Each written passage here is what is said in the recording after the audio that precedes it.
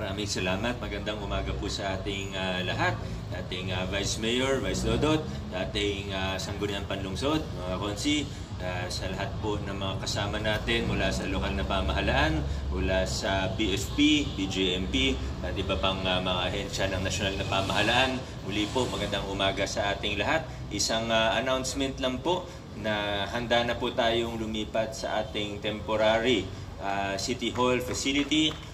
Alam ko yung ibang mga opisina na medyo malaki na yung mga crack o gumagalaw kahit walang earthquake, ay talagang excited ng makalipat.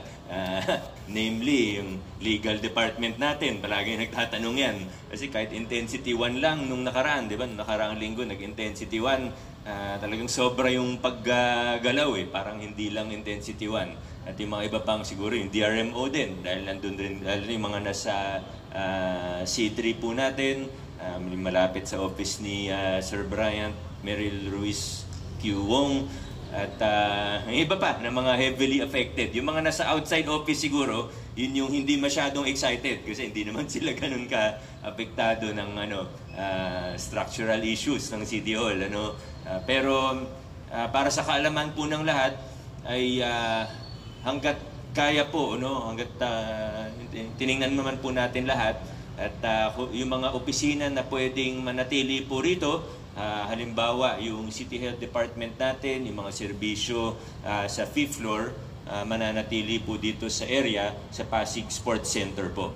Yung iba naman po, gaya ng PIDAO, Senior Citizens, OSCA, at iba pa po.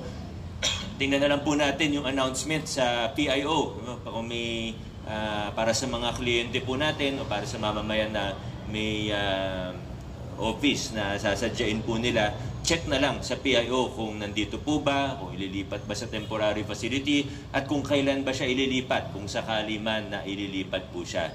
September 16, magsisimula na po yung mga ibang opisina natin, yung ibang frontline service natin, dahil nung sa BPLD, yung medyo mahirap ilipat. At sa totoo, ready na yung building, pero yung isa sa huli na lang na inasikaso natin kasama ng MIS, yung testing ng connectivity. Yun yung isa sa naging mahirap. Hindi naman yung building, kundi yung connectivity, dahil bago yung mga linya doon papunta sa building at pati doon sa loob ng building mismo. Hindi po natin sabay-sabay ililipat yung mga temporary offices natin.